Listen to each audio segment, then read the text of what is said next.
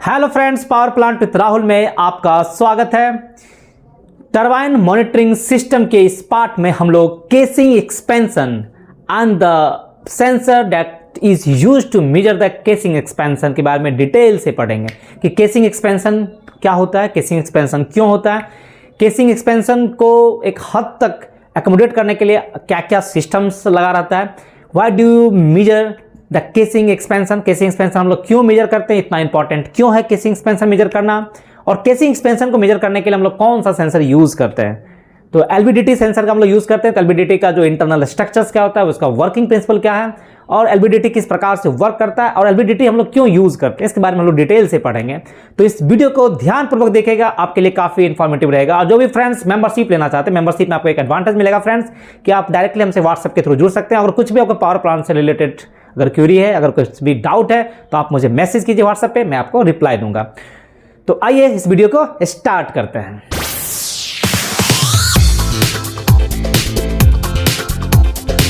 Casing expansion क्यों होता है? आप एचपी टरबाइन का केसिंग एक्सपेंशन देखिएगा, आईपी का, एलपी का, सबका एक्सपेंशन होता है।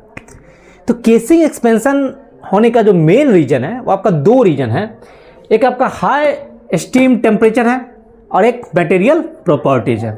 हाई स्टीम टेम्परेचर क्या होता है कि आपका high temperature steam is subjected to enter into the HP turbine at 540 degree Celsius.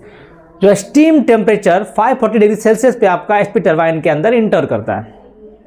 आपका आईपी टरबाइन के अंदर भी 540 डिग्री सेल्सियस के आसपास स्टीम इंटर करता है। एंड इतना ज़्यादा हाई टेम्परेचर ऑफ स्टीम जब इंटर करेगा तो वो एक्सपेंड करेगा, वो हीट होगा और एक्सपेंड करेगा। और ये मेटल का प्रॉपर्टीज है। जैसे आपका केसिंग का जो मटेरियल है वो एलॉय स्टील का है। इसमें क्रोमियम मोलिब्डेनम एलॉय स्टील से बना होता है। और कोई भी मेटल का प्रॉपर्टीज है ये कि आप मेटल को मेटल को जब आप हीट कीजिएगा तो वो एक्सपेंड होता है, क्योंकि expansion is a physical natural phenomenon. ये एक नेचुरल फिजिकल फेनोमेनन है कि आप मेटल को हीट कीजिएगा तो एक सर्टेन टेम्परेचर के बाद उसमें हीटिंग आपका एक्सपेंशन हो जाता है। उसी प्रकार आपका केसिंग भी एलॉय स्टील से बना होता है, और जब इस केसिंग का टेम्परेचर इंक्रीज होता है तो उसमें भी एक्सपेंशन होगा। तो केसिंग का एक्सपेंशन कोई बहुत बड़ी बात नहीं है, बट केसिंग एक्सपेंशन कितना हो रहा है इसको मेजर करना बहुत ही जरूरी है। क्योंकि एज यू नो डैट कि आप एचपी टरबाइन में देखिएगा कि आपका केसिंग, उसके अंदर आपका रोटर रहता है। केसिंग में आपका मूविंग ब्लेड है, केसिंग में आपका फिक्स ब्लेड है, रोटर में आपका मूविंग ब्लेड है। And there is a very small gap between the fix blade and the moving blade. आपका एचपी टरबाइन में तो बहुत ही कम गैप रहता है, 1 mm से 3 mm के बीच रहता है। धीरे धीरे स्टेज आपका वेरी करता है गैप, जैसे जैसे आपका स्टीम का एक्सपेंशन होता है तो आपका जो gap between the fix blade and the moving blade थोड़ा थोड़ा इंक्रीज करता जाता है। और सबसे ज़्यादा आपको जो गैप मिलेगा वो एलपी टरबाइन में मिलता है, जहाँ पे आपका 14 mm से 20 mm तक गैप रहता है। तो आप जरा सोचिए कि आपका रोटर भी मेटल से बना हुआ है, केसिंग भी आपका मेटल से बना हुआ है, दोनों का टेम्परेचर 540 डिग्री सेल्सियस के कारण हीट हो रहा है स्टीम के कारण। तो केसिंग भी एक्सपेंड हो रहा है, रोटर भी एक्सपेंड हो रहा है। तो इसलिए हम लोग रोटर का एक्सपेंशन भी मेजर करते हैं और केसिंग का भी एक्सपेंशन मेजर करते हैं कि ताकि दोनों में आपका रबिंग नहीं हो जाए। अगर मान लीजिए केसिंग का एक्सपेंशन ज़्यादा हो गया तो क्या होगा कि इसमें रब द मूविंग पार्ट, आपका फिक्स ब्लेड मूविंग ब्लेड के साथ रब हो जाएगा और उससे आपका टरबाइन फेल्योर हो सकता है। तो अक्सर एक क्वेश्चन पूछा जाता है कि एचपी टरबाइन का केसिंग किस ओर एक्सपेंड होता है। तो देखिए, एक आपका फिक्स पॉइंट होता है, एक आपका फ्री एंड होता है, मतलब fix and and the free and होता है। तो आपका जैसे एचपी टरबाइन है, HP turbine and IP turbine का जो फिक्स पॉइंट होता है या जिसको आप फिक्स एंड कहते हैं वो बेयरिंग नंबर 2 होता है। बेयरिंग नंबर 2 मतलब क्या होता है कि एचपीटी का रेयर एंड आईपीटी का फ्रंट 2 नंबर बेयरिंग पे रहता है। तो आपका क्या होता है कि फिक्स पॉइंट बना दिया गया है 2 नंबर बेयरिंग को। तो एचपी टरबाइन का केसिंग जो expand towards the front pedestal bearing, 1 number bearing की तरफ वो एक्सपेंड करेगा। चाहे उसका रोटर का एक्सपेंशन भी आपका उधर ही होगा और केसिंग का एक्सपेंशन भी उधर ही होता है। इसलिए एचपी टरबाइन के केसिंग में आप देखिएगा जो केसिंग एक्सपेंशन के लिए जो सेंसर लगा रहता है वो आपका front pedestal bearing 1 number bearing के पास रहता है। आईपी टरबाइन के केसिंग एक्सपेंशन के लिए एंड उसका रोटर एक्सपेंशन के लिए आपका जो सेंसर्स लगा रहता है वो आपका 3 number bearing means IPT rear pedestal पे माउंटेड रहता है, ठीक है।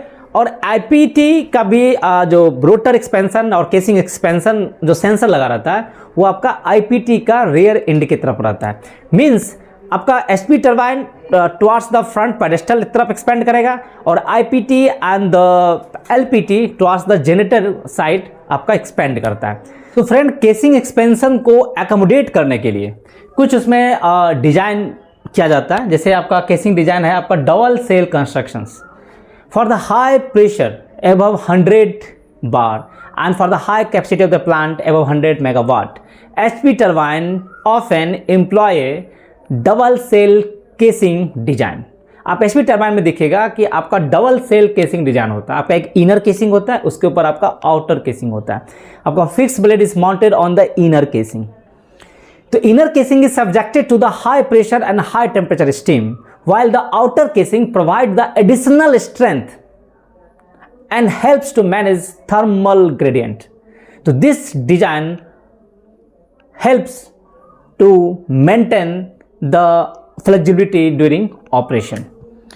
क्या होता है कि आपका जो केसिंग देखिएगा फ्रेंड्स, आप एचपी टरबाइन में उसका इनर केसिंग और उसके ऊपर में आउटर केसिंग होता है और आपका जो फिक्स ब्लेड होता है वो इनर केसिंग में माउंटेड रहता है।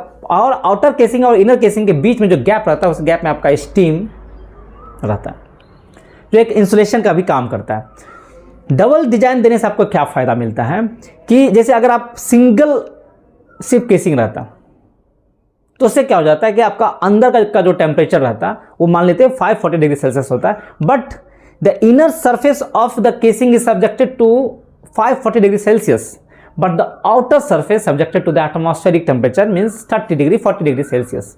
अब समझिए कि केसिंग के अंदर का टेम्परेचर 540 डिग्री सेल्सियस है, बाहर का टेम्परेचर मान लेते हैं 30-35 डिग्री सेल्सियस है जो कि एटमॉस्फेरिक टेम्परेचर है। तो कितना ज़्यादा आपका थर्मल ग्रेडियंट हुआ 540 और एक उसके दूसरे साइड में 30 डिग्री सेल्सियस।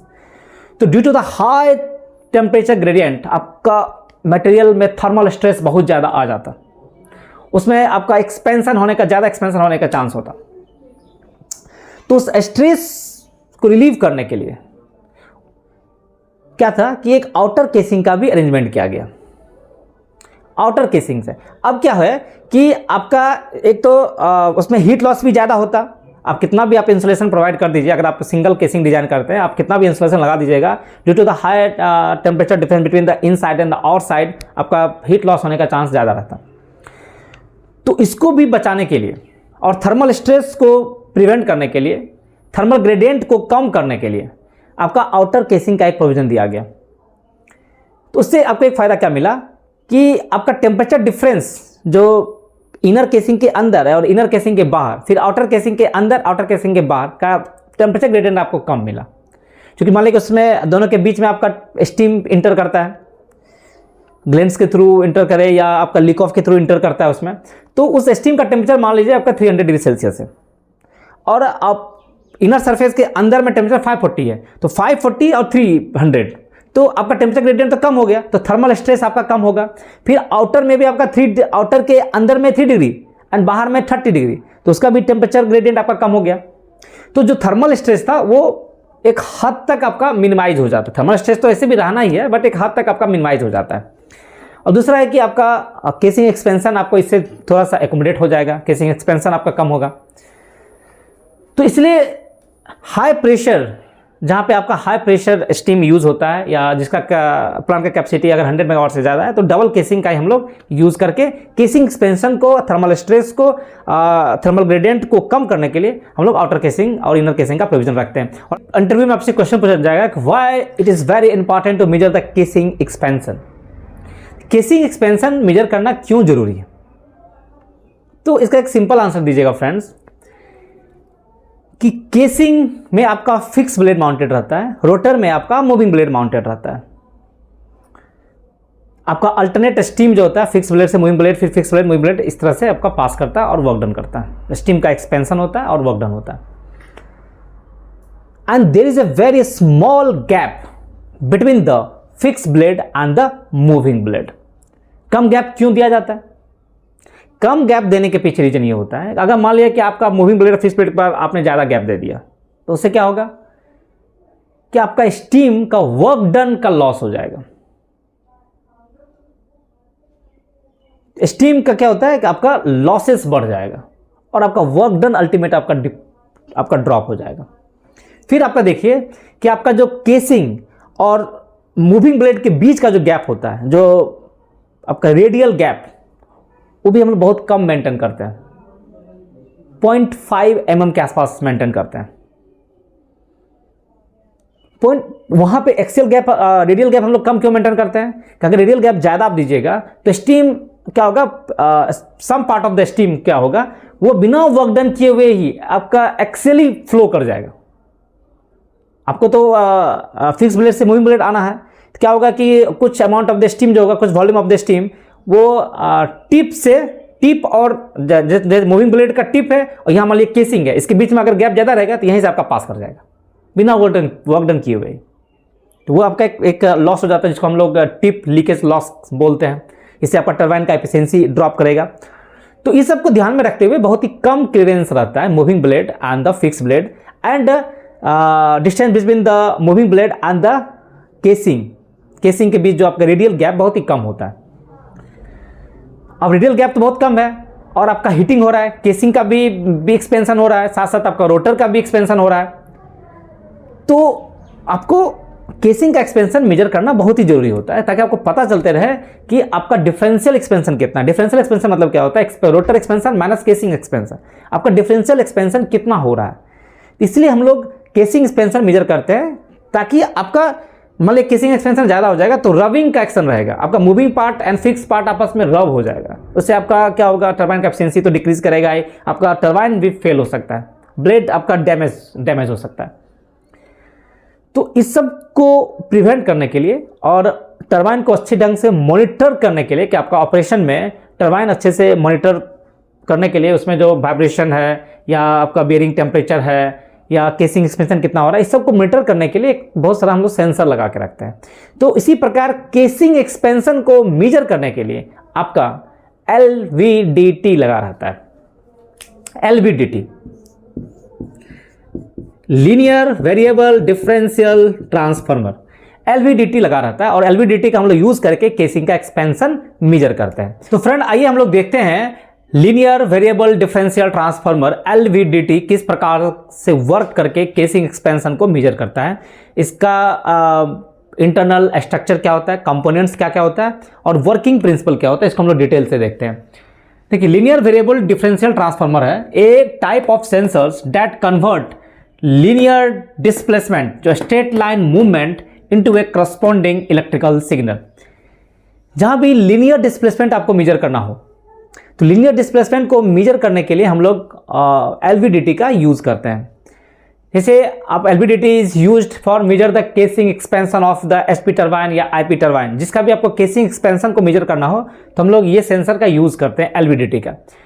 जैसे केसिंग एक्सपेंशन का जैसे मैं आपको फ्रेंड बताया कि SP टरबाइन का एक फिक्स पॉइंट होता है, एक आपका फ्री पॉइंट होता है। 2 नंबर बेयरिंग जो आपका उसको फिक्स पॉइंट माना गया है।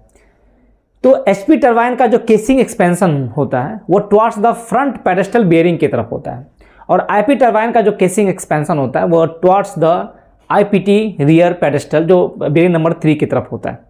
ठीक है, तो एक आपका फिक्स एंड हो गया, एक आपका फ्री एंड हो गया। तो केसिंग का जो एक्सपेंशन होता है वो आपका लीनियर एक्सपेंशन होता है, स्ट्रेट लाइन के अलोंग एक्सपेंशन होता है। तो उस एक्सपेंशन को मेजर करने के लिए LVDT का हम लोग यूज करते हैं। LVDT क्या होता है कि जो भी स्ट्रेट लाइन मोशन हो रहा है उसको कन्वर्ट कर देगा करस्पॉन्डिंग इलेक्ट्रिकल सिग्नल में और उस इलेक्ट्रिकल सिग्नल को हम लोग मॉड्यूलेट करके वहां से वैल्यू लेके हम लोग मेजर करते हैं कि कितना केसिंग का एक्सपेंशन हुआ है।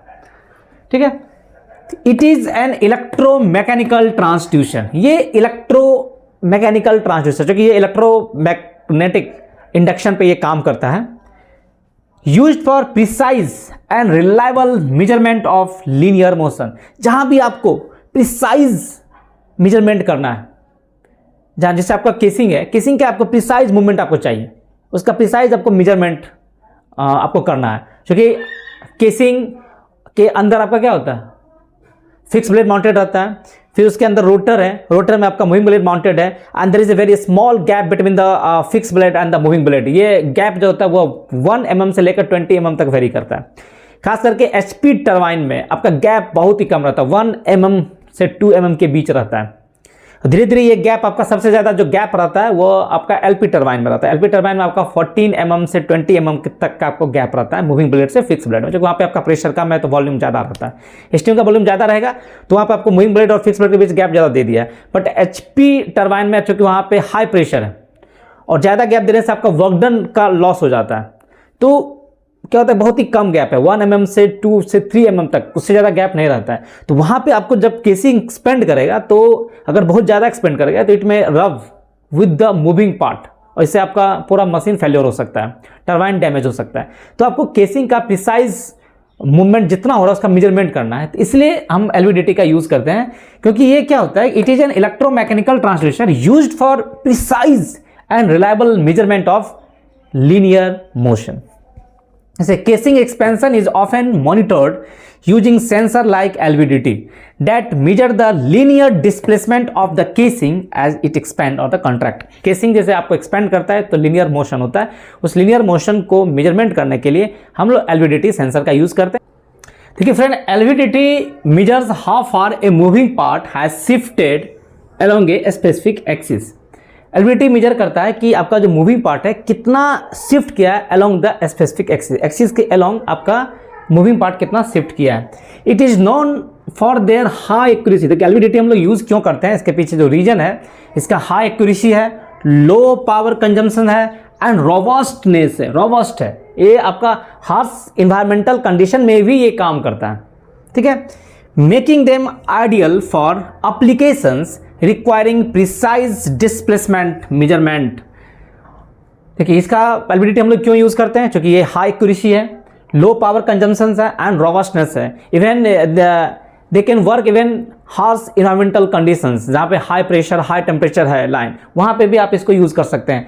And making them ideal for applications requiring precise displacement measurement, जहाँ पर आपको प्रिसाइज डिस्प्लेसमेंट मेजर्स करना है, स्पेशली आपको जैसे एचपी टरबाइन हो या एलपी टरबाइन हो, जहाँ पे there is a very small gap between the moving blade and the fix blade, है ना। एचपी टरबाइन में आपका गैप बहुत ही कम रहता है, 1 से 3 mm के आसपास रहता है। आईपी टरबाइन में थोड़ा सा ज़्यादा रहता है और सबसे ज़्यादा आपका एलपी टरबाइन में 14 mm से 20 mm के बीच रहता है। जहाँ पे आपको हाई प्रिसाइज मेजरमेंट का जरूरत है वहाँ पे हम लोग LVDT का यूज़ करते हैं। And it can detect even very small movement, अगर बहुत स्मॉल मूवमेंट है, मिली इंच भी आपको मेजर करना है तो आप इससे मेजर कर सकते हैं। LVDT का जब आप इंटरनल स्ट्रक्चर देखिएगा तो इसमें क्या होता है कि आपका एक प्राइमरी कॉइल होता है और 2 सेकेंडरी कॉइल होता है। प्राइमरी कॉइल आपका सेंटर में रहता है and the secondary coil are placed on either side of the primary coil which is at a equal distance from the center। Means primary coil से जो सेकेंडरी कॉइल जो होता है वो दोनों इक्वल डिस्टेंस पे होता है फ्रॉम द सेंटर्स पे, ठीक है। और एक आपका मूविंग आर्म्स होता है जो कि ये मैग्नेटिकली प्रिएम्बल्स रहता है, और ये इसमें ये सिर्फ आर्म विथ कोर ही मूवमेंट करेगा, बाकी आपका जितना भी कॉइल है is bonded on a hollow cylinders, और ये स्टेशनरी पार्ट होता है। Both the secondary winding have the equal number of turns.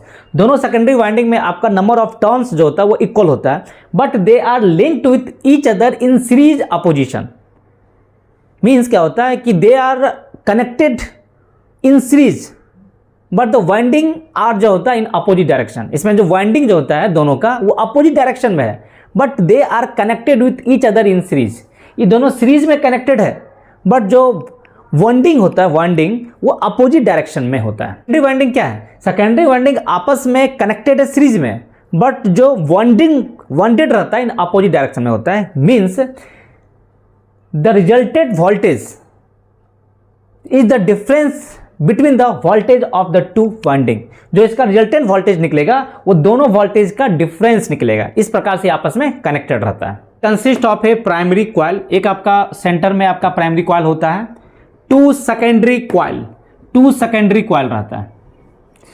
जैसे मान लीजिए कि आपका ये सेंसर है, इसके सेंटर में आपका प्राइमरी कॉइल रहेगा और इसके दोनों आइदर साइड में आपका सेकेंडरी कॉइल रहता है, ठीक है। और ये हॉलो रहता है, और हॉलो के अंदर आपका एक कोर रहता है जो कि फेरोमैग्नेटिक कोर होता है। ये आपका फेरोमैग्नेटिक कोर होता है और इसी कोर से एक आर्म अटैच रहता है और इसी आर्म के मूवमेंट से आपका कोर का डिस्प्लेसमेंट होता है और कोर के डिस्प्लेसमेंट से आपका क्या होता है कि सेकेंडरी कॉइल जो और दोनों सेकेंडरी कॉइल में फ्लक्स का डिस्ट्रीब्यूशन होता है, उससे आपका आउटपुट निकलता है, जो मैं आपको बाद में बताऊंगा। तो आपका इसमें मेन जो कंपोनेंट आप देखिएगा ये आपका हॉलो होता है, हॉलो बार होता है और इसी हॉलो के सेंटर में आपका फेरोमैग्नेटिक कोर रहता है, कोर, और इसी कोर से अटैच रहता है आपका आर्म, ठीक है। और इसी आर्म से जो भी ऑब्जेक्ट का आपको मूवमेंट मेजर करना है वो ऑब्जेक्ट इसको प्रेस करेगा, इसको प्रेस करने से आपका कोर का डिस्प्लेसमेंट होता है और कोर के डिस्प्लेसमेंट से आपका जो मैग्नेटिक फ्लक्स का रीडिस्ट्रीब्यूशन होता है, उससे आपका आउटपुट वोल्टेज निकलता है। तो इसमें आपका प्राइमरी कॉइल होता है और इसके दोनों साइड में आपका सेकेंडरी कॉइल होता है। The core moves axially with in the coil altering the magnetic flux distribution. और ये जो कोर होता है ना वो आपका सेंटर में एक्सियली मूवमेंट होता है and there is no physical contact between the coil and the core. इसलिए हम लोग इसका यूज करते हैं क्योंकि इसमें बियर एंड टियर बहुत ही कम होता है, क्योंकि आपका कोई भी कंपोनेंट आपस में फिजिकल कॉन्टैक्ट में नहीं रहता है। जैसे आपका ये कॉइल है, ये आपका कॉइल है और कॉइल के सेंटर में आपका कोर रहता है, तो there is no physical contact between the core and the coil, so इसमें बियर एंड टियर का चांस बहुत ही कम होता है। The moving element of an LVDT में आपका जो मूविंग पॉइंट कौन है, मूविंग कंपोनेंट आपका सिर्फ कोर है, बाकी आपका तो primary and the secondary coil तो फिक्स रहता है। The moving element of an LVDT is a separate tubular armature of magnetically permeable material. ये आपका मैग्नेटिकली प्रियम्बल मटेरियल होता है and this core is mechanically coupled to the object whose position is being measured। LVDT का जो working principle है वो based है Faraday's law of electromagnetic induction पे। इलेक्ट्रोमैग्नेटिक इंडक्शन क्या बोलता है? The electrical power in any induced circuit is directly proportional to the rate of change of magnetic flux. ये बोलता है कि अगर किसी में इलेक्ट्रिकल पावर या इंड्यूस ईएमएफ जो होता है वो directly proportional to d phi by d t. D phi by d t मतलब क्या होता है कि rate of change of magnetic flux जो होता है वो directly proportional to the induce EMF. कि अगर किसी कंडक्टर में हम लोग अगर एसी करंट फ्लो करवाते हैं तो उसके चारों तरफ एक मैग्नेटिक फील्ड क्रिएट होता है ना। किसी कंडक्टर में अगर हम लोग एसी करंट का अगर फ्लो करवाते हैं तो उसके चारों तरफ एक मैग्नेटिक फील्ड का फॉर्मेशन होता है और उस मैग्नेटिक फील्ड में अगर कोई कंडक्टर अगर आता है तो उसमें क्या होता है कि उसका मैग्नेटिक फ्लक्स जो होता है उस कंडक्टर का चेंज होने लगता है ना। तो उससे जैसे उसका मैग्नेटिक फ्लक्स चेंज होगा तो उस जो मूविंग कंडक्टर, जो कंडक्टर उसके मैग्नेटिक फील्ड में आ रहा है, उसका उसमें एक इंड्यूस ईएमएफ प्रोड्यूस होगा और वो इंड्यूस ईएमएफ जो होता है वो directly proportional to the rate of change of the magnetic flux. ठीक है, तो अगर किसी वायर में हम लोग एसी करंट फ्लो कराएंगे तो उसके चारों तरफ मैग्नेटिक फील्ड क्रिएट होता है और उस मैग्नेटिक फील्ड में अगर कोई कंडक्टर इंटर करता है तो उस कंडक्टर में भी आपका एक ईएमएफ इंड्यूस हो जाता है और उसमें भी करंट इंड्यूस होता है। उस करंट को हम लोग नाम क्या देते हैं, ईडी करंट। और उस ईडी करंट का जो डायरेक्शन होता है वो उस डायरेक्शन में होगा उसके द्वारा जो मैग्नेटिक फील्ड जो क्रिएट होगा वो ओरिजिनल मैग्नेटिक फील्ड के अपोजिट डायरेक्शन में होगा, क्योंकि rate of change of magnetic flux को वो अपोज करेगा। अगर मैग्नेटिक फ्लक्स का रेट पॉजिटिव है तो उसको रिड्यूस करने का कोशिश करेगा ईडी करंट, अगर रेट ऑफ फ्लक्स अगर डिक्रीज कर रहा है तो उसको सबको इंक्रीज करने का काम करेगा ईडी करंट का मैग्नेटिक फील्ड। तो इसी प्रिंसिपल पे आपका एलवीडीटी काम करता है। तो फ्रेंड, सबसे पहले हम लोग क्या करते हैं कि primary winding P is energised by an AC source. सबसे पहले हम लोग प्राइमरी वाइंडिंग में एसी पावर सप्लाई प्रोवाइड करते हैं। एसी पावर सप्लाई प्रोवाइड करने से क्या होता है, इस प्राइमरी वाइंडिंग के चारों तरफ एक मैग्नेटिक फील्ड क्रिएट हो जाता है। ठीक है, इस मैग्नेटिक फील्ड से आपको क्या होता है, इस कोर में आपका इस सेंटर में आपका कोर है, इस कोर में आपका एक मैग्नेटिक फील्ड क्रिएट हो जाता है और इस कोर से आपका जो सेकेंडरी वाइंडिंग है इसमें भी मैग्नेटिक फ्लक्स डेवलप्ड हो जाता है। The magnetic flux developed is coupled by the core to the adjacent secondary winding. Faraday's law of electromagnetic induction आप पढ़ते होंगे, उसमें एक म्यूचुअल इंडक्शन होता है ना। म्यूचुअल इंडक्शन क्या होता है कि जैसे इसमें एसी करंट सप्लाई किए, इसके कारण इसमें मैग्नेटिक फील्ड आया, इससे आपका इस दोनों सेकेंडरी वाइंडिंग में आपका मैग्नेटिक फ्लक्स डेवलप्ड होता है। Let us assume that the induced EMF in the secondary winding S1 and S2 are E1 and E2 respectively. मान लेते हैं कि आपका सेकेंडरी वाइंडिंग S1 में आपका जो इंड्यूस EMF है वो उसको मान लेते हैं E1 है, और S2 सेकेंडरी वाइंडिंग में मान लेते हैं इंड्यूस EMF जो है वह E2 है। ठीक है। Then the Faraday's law of electromagnetic induction क्या बोलता है कि the rate of change of magnetic flux d∅dt is directly proportional to the magnitude of the induce EMF। तो E1 एंड E2 जो है मीन्स जो इसमें rate of change of magnetic flux जो भी होगा वो directly proportional to the magnitude of the induce EMF। तो नेट जो आउटपुट वोल्टेज जो इसका निकलेगा इस सर्किट का, जो LVDT का जो नेट आउटपुट वोल्टेज जो निकलेगा, मान लेते हैं E0, वो क्या निकलेगा, which is the difference of the voltage between the both secondary winding means E1 minus E2। And अब हम लोग देखते हैं depending upon the position of the core आपका E0 का वोल्टेज आपको क्या क्या निकलता है। जैसे आपको क्या होता है कि इसमें अगर कोर आपका सेंटर में है तो दोनों में इंड्यूस EMF सेम होगा, तो मैग्नेटिक फ्लक्स का जो वैल्यू होता है E1 और E2 दोनों का सेम रहेगा। अगर ये लेफ्ट गया तो फिर आपका E2 इंक्रीज करेगा, और जब आपका ये लेफ्ट गया तो E1 इंक्रीज करेगा, और अगर राइट गया तो E2 इंक्रीज करता है। तो हम लोग देखते हैं कि 3 केस बनता है कि अगर आपका कोर सेंटर पोजीशन पे है, दूसरा core at the left position है, एंड थर्ड है केस कि जब कोर आपका राइट पोजीशन पे है। तो तीनों केस में हम लोग देखते हैं कि आउटपुट वोल्टेज क्या निकलता है। केस फर्स्ट हम लोग देखते हैं कि when the core is at the null position means when the core is at the centre position. जब आपका कोर सेंटर पोजीशन पे है तब देखिए उसमें क्या होता है।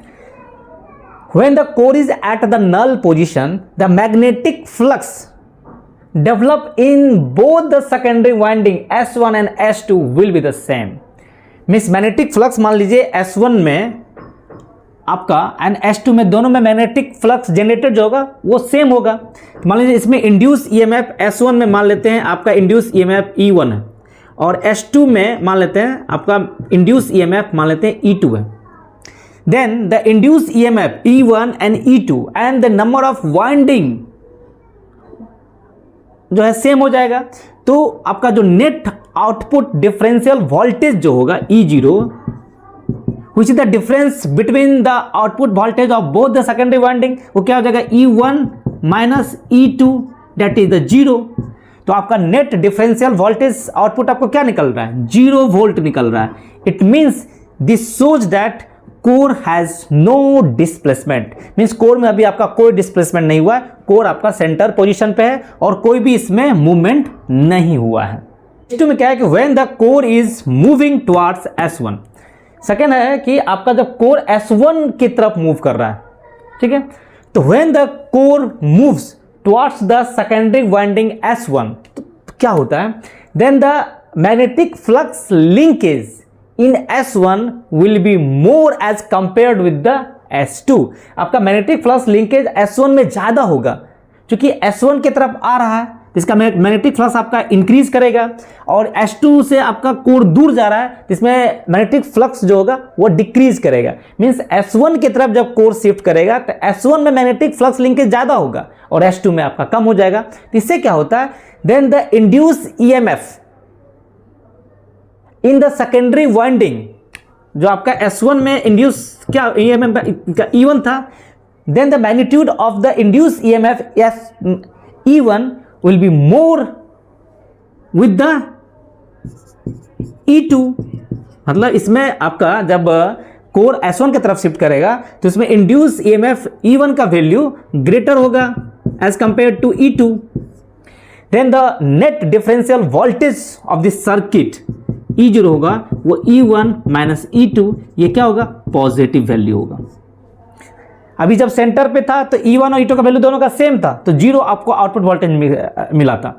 जब कोर आपका S1 की तरफ शिफ्ट कर रहा था तो E1 इंड्यूस EMF का वैल्यू आपको ज़्यादा था, E2 का वैल्यू कम था, तो जो डिफरेंशियल वोल्टेज जो सर्किट का निकलेगा वो E0 equals to E1 minus E2, जो कि पॉजिटिव वैल्यू निकलेगा। इट मीन्स पॉजिटिव वैल्यू क्या दिखा रहा है कि आपका जो direction of the output, net output voltage होगा will be same in phase with the AC power supply. जो AC पावर सप्लाई जो यहाँ पे आ रहा था उसी के फेज में आपका नेट आउटपुट वोल्टेज मिलेगा। 3 क्या है कि when the core is moving towards S2।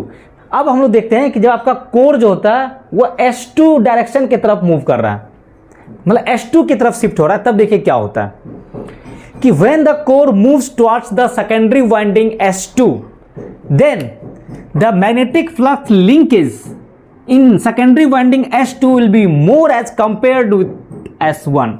means S2 में जो आपका मैग्नेटिक फ्लक्स लिंकेज होगा वो S2 में आपका ज़्यादा होगा, बट S1 में आपका कम होगा। देन इसका मतलब आपका S2 side magnetic flux linkage increase होगा और S1 में आपका डिक्रीज करेगा। तो इंड्यूस EMF जो S2 में E2 है, इसका वैल्यू क्या होगा, ज़्यादा होगा as compare to the E1। So net जो आपका जो डिफरेंशियल वोल्टेज E0 है वो क्या होगा, E1 माइनस E2, जबकि यहाँ पे E2 ग्रेटर है, इसका मतलब ये नेगेटिव आपको मिलेगा। मीन्स ये आउट ऑफ फेज मिलेगा, out of phase AC input, जो AC इनपुट जो मिल रहा था उसके आउट ऑफ फेज में आपको E0 मिलेगा। तीनों पोजीशन में हम लोग देखें कि आपका LVDT का आउटपुट वोल्टेज क्या मिलता है। तो आउटपुट ऑफ LVDT अगर देखें, output of linear variable differential transformer का, the output of LVDT is an AC voltage. आपको ये AC वोल्टेज मिलता है that is proportional to the displacement of its core. जो आपको आउटपुट वोल्टेज जो मिलता है वो directly proportional to the movement और the position of the core. यहाँ पे 3 पोजीशन था कोर का। जब आपको डिफरेंशियल आउटपुट वोल्टेज अगर आपको 0 मिल रहा है, इट मीन्स क्या था कि कोर का कोई भी डिस्प्लेसमेंट नहीं हुआ था, core is at the centre position और the null position, and when the core is at the null position, the induced EMF or the induced voltage in both the secondary winding E1 and E2 are the same. So the net differential voltage E0 which is the difference between the E1 minus E2, ये आपको 0 था। जब आपका core centre position पे था कि दोनों में आपका मैग्नेटिक फ्लक्स लिंकेज दोनों में सेम था, जो कि दोनों में नंबर ऑफ टर्न्स आपका इक्वल है। सेंटर पोजीशन पे रहने से क्या होता है कि मैग्नेटिक फ्लक्स आपका दोनों में सेम इंड्यूस होता है, तो इंड्यूस EMF दोनों में सेम रहेगा। सेम होने से आपका नेट डिफरेंशियल आउटपुट वोल्टेज आपको 0 मिलता है। जैसे आपको नेट डिफरेंशियल आउटपुट 0 मिल रहा है, इट मीन्स कि आपका कोर जो है सेंटर पोजीशन पे। When the core moves towards the S1, जब S1 की तरफ मूव करेगा, देन आपका नेट आउटपुट वोल्टेज जो था वो आपको पॉजिटिव मिलेगा in phase of AC input voltage. ये आपको पॉजिटिव मिल रहा है। पॉजिटिव क्यों मिल रहा है? जब कोर आपका S1 की तरफ शिफ्ट किया था friends, then the magnetic flux linkage in S1 is more than that of S2। इसमें मैग्नेटिक फ्लक्स जो आपका लिंकेज था वो ज़्यादा था, तो rate of change of magnetic flux is directly proportional to the magnitude of the induce EMF। तो इसमें मैग्नेटिक फ्लक्स लिंकेज ज़्यादा हो रहा था, तो इसका E1 ज़्यादा होगा E2 के कंपेयर में। जैसे E1 माइनस E2, इसमें E1 आपका क्या था, ज़्यादा था, तो ये आपको पॉजिटिव निकलेगा। अगर आपको output voltage, net output voltage अगर पॉजिटिव मिल रहा है, इट मीन्स आपका कोर जो है वो टुवर्ड्स द S1, मीन्स आपका लेफ्ट तरफ शिफ्ट किया है। अगर लेफ्ट की तरफ शिफ्ट किया है तो आपको निगेटिव केसी एक्सपेंशन आपको इधर निगेटिव अगर आपको मिल रहा है, इसका मतलब लेफ्ट साइड में आ रहा है। आउटपुट वोल्टेज आपको पॉजिटिव मिलेगा, मीन्स वो लेफ्ट साइड में शिफ्ट किया है। जब आपका S2 की तरफ शिफ्ट किया, जब आपका राइट तरफ शिफ्ट करता है, it means magnetic flux linkage in S2 winding is more than that of the S1। It means आपका induced EMF in secondary winding S2 will be more than that of S1। तो यहाँ पे आपका जो net जो आएगा वो E1 minus E2 होता है, ये आपको नेगेटिव आएगा। क्यों नेगेटिव आएगा? क्योंकि यहाँ पे E1 लेस देन E2 था, तो नेगेटिव आएगा। जब आपको नेगेटिव आ रहा है मीन्स अगर आउटपुट वोल्टेज आपको नेगेटिव मिल रहा है, इट मीन्स कोर जो है आपका राइट साइड शिफ्ट किया। तो इस तरह से आप आउटपुट वोल्टेज से आप चेक कर सकते हैं कि आपका कोर का क्या पोजीशन है। एसी आउटपुट वोल्टेज जो आपको नेट जो वोल्टेज मिलता है वो एसी वोल्टेज होता है। तो उस AC voltage is converted by suitable electronic circuit to high level DC voltage that is more convenient to use. DC voltage को यूज करना बड़ा कन्वीनियंट होता है as compare to the AC, क्योंकि एसी आपका क्या होता है साइनोसॉइडल वेव होता है और डीसी आपका कांस्टेंट मैग्नीट्यूड आपको मिलता है। तो जो आपको आउटपुट वोल्टेज जो आपको मिलता है वो एसी वोल्टेज होता है और एसी वोल्टेज को हम लोग एक इलेक्ट्रॉनिक सर्किट का यूज करके उसको हम लोग डीसी वोल्टेज में कन्वर्ट करते हैं और डीसी वोल्टेज का कांस्टेंट मैग्नीट्यूड होता है which is very convenient to use. और इस डीसी वोल्टेज का यूज करके हम लोग केसिंग एक्सपेंशन का वैल्यू हम लोग फाइंड कर लेते हैं based on the net output voltage. उसके हिसाब से आपको कितना केसिंग का एक्सपेंशन हुआ है वो आपको पता चल जाता है। एलवीडीटी का जो आउटपुट आपका जो एसी वोल्टेज निकलता है उसको हम लोग इलेक्ट्रॉनिक सर्किट का यूज करके उसको डीसी वोल्टेज में कन्वर्ट करते हैं ताकि उसमें रिपल्स वगैरह कम रहता है, आपको एक कांस्टेंट मैग्नीट्यूड मिलता है and it is very easy convenient to use and to measure the displacement. तो केसिंग जो आपका वोल्टेज मिलता है, जो आउटपुट आपका जो डीसी वोल्टेज मिलता है उसके करस्पॉन्डिंग आपका कितना डिस्प्लेसमेंट होता है, एक आपका कर्व होता है, कितना वोल्टेज मतलब इतना आपका डिस्प्लेसमेंट। तो आपको एलवीडीटी आप पैनल में जाइएगा तो वहाँ पर आपको डिस्प्लेसमेंट दिखेगा, आपको वोल्टेज नहीं दिखेगा, वहाँ पर डिस्प्लेसमेंट दिखता है कि केसिंग का कितना आपका डिस्प्लेसमेंट हुआ, कितना केसिंग का एक्सपेंशन हुआ। तो with the help of output voltage you can measure the casing expansion in LVDT sensor और आपको दिखाता रहेगा कि आपका एचपी टरबाइन का केसिंग कितना एक्सपेंड हुआ है। अब जनरली आपका एचपी टरबाइन का केसिंग एक्सपेंशन देखिएगा तो जैसे फुल लोड में 500 मेगावाट केस में ये प्लांट टू प्लांट वेरी कर सकता है। अगर एचपी टरबाइन का जो केसिंग एक्सपेंशन जो होता है वो जनरली आपका 15 से 16 mm के आसपास होता है। और अगर आपका रोटर एक्सपेंशन अगर देखिएगा, रोटर एक्सपेंशन भी जनरली आपका 16 से 16.5 mm के आसपास होता है। दोनों के बीच का डिफरेंशियल एक्सपेंशन जो होता है वो पॉजिटिव 0.5 mm से माइनस 0.5 mm के आसपास आपको मिलेगा। और ये जो डिफरेंशियल एक्सपेंशन होता है वो casing expansion minus differential expansion जो होता है डीई आपका rotor expansion minus casing expansion होता है।